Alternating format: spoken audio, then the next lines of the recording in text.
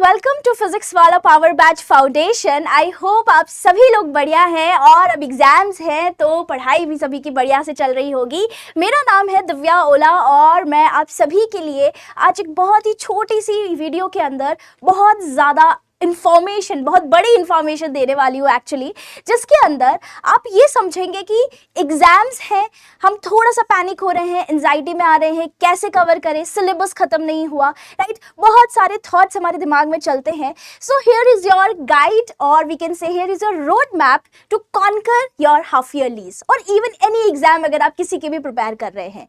तो देखिए, सबसे पहले ना बच्चों ध्यान रखना होता है कि आपने जो भी पढ़ा है, जितना भी पढ़ा है, जितना भी नहीं पढ़ा है, कभी भी आपका 100% सिलेबस 100% मतलब अगर हम कहें तो बहुत ही रेयर केसेस के अंदर ऐसा होता है कि सभी का 100% सिलेबस कंप्लीट हो।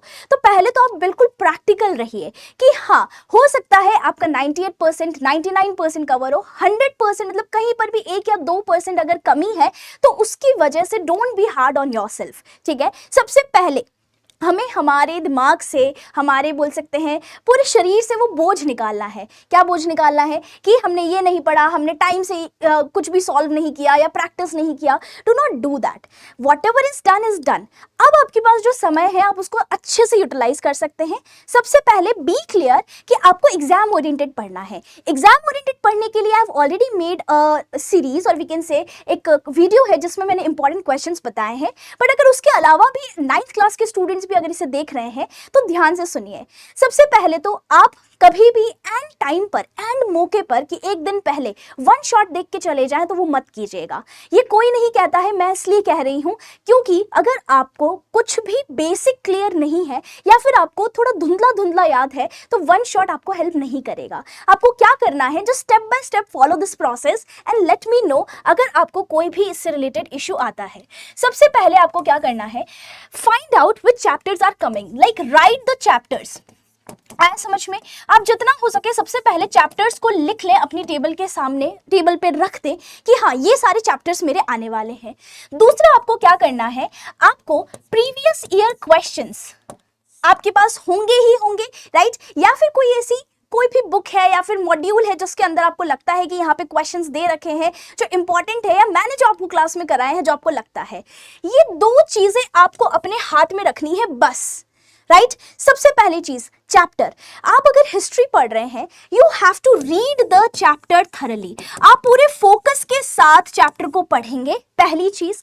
And please please focus on this point कि आपको पढ़ के बंद नहीं करनी है किताब, आपको पढ़ना है। अच्छे से आपने रीड किया, रीड कैसे करना है, टुकड़ों में करना है, पूरे चैप्टर को वन गो में नहीं करना है। आपकी किताब के अंदर बहुत ही बेहतरीन रूप से दिया है कि 1.1 1.2 आप एक एक टॉपिक को कवर करो और कवर करने के बाद जितना आपने समझा है, जो कुछ भी आपके दिमाग में आता है, आपको एक A4 शीट पेपर लेना है और सबसे इंपॉर्टेंट काम करना है, दैट इज रिकॉलिंग।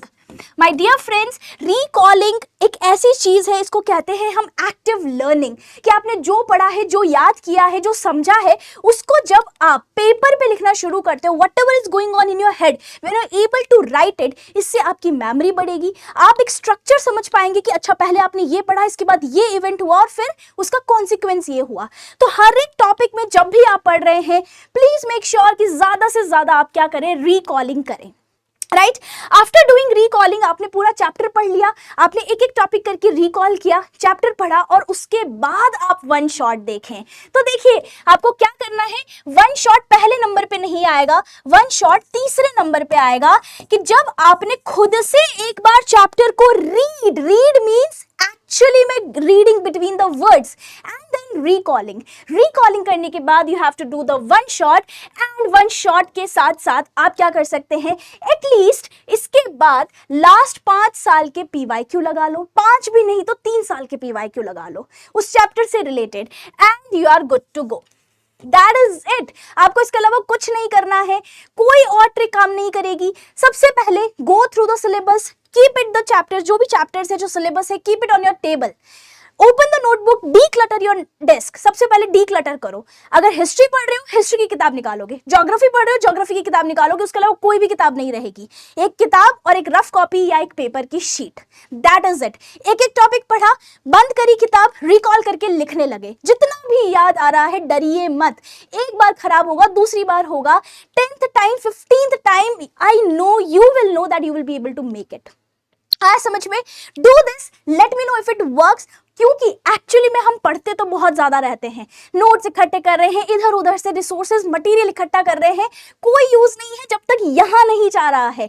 हमें हमारे दिमाग के अंदर इतनी पावर है, इतना पोटेंशियल है कि हम जानते ही नहीं है, क्योंकि हम उसे चेक ही नहीं करते। So check your brain, retain करो जो पढ़ रहे हो, क्योंकि वही जाके एग्जाम में हम देखते ना, एग्जाम में हमें याद नहीं आता यार क्या पढ़ा था क्या पढ़ा था, इसीलिए नहीं आता क्योंकि आप लिखते नहीं है, हम रिकॉल नहीं करते। सो प्लीज रिमेंबर, पहले क्या करना है, right the chapters, keep PYQs with you, ठीक है, रीड करना है, रिकॉल करना है, उसके बाद वन शॉट देखेंगे।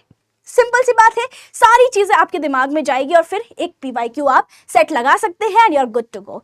That is it from my end, let me know if you love this information and या all the very best, god bless you all, thank you.